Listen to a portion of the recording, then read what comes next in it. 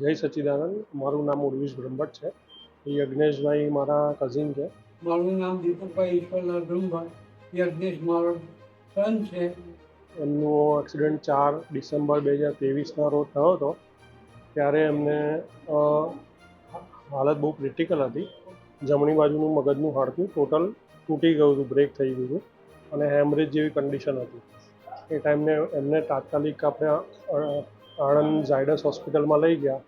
ત્યાં એમનું major operation થયું ક્લોટિંગનું, અને ત્યાંથી પછી સિરિયસ કન્ડિશનમાં આપણે એમને અંબા ટાઉનશીપની હેલ્થ કેર સેન્ટરમાં લાવ્યા અને અનકોન્શિયસ હાલતમાં લાવ્યા હતા. ત્યારથી અત્યાર સુધી એમની અહીંયા જ બધી ટ્રીટમેન્ટ થઈ.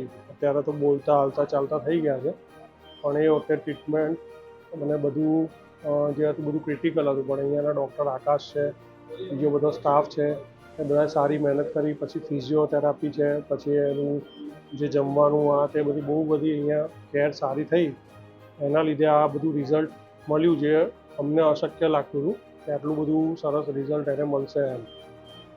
એટલે થેન્ક્સ ટુ અંબા ટાઉનશીપ અને અંબા હેલ્થ કેર સેન્ટર, જે આ બધી એમની ટીમ ને આ જે બધા ડૉક્ટરે અને જે ડૉક્ટર અનુપ છે એમની બધા ગાઈડન્સમાં બધું કામ થયું. એટલે એમને ખૂબ ખૂબ આભાર. અત્યારે એમના ફિઝિયોથેરાપીની કસરતો ચાલુ છે અને ધીરે ધીરે હવે પગો ઉપાડે છે અને હાથે ઊંચો નીચો કરી શકાશે.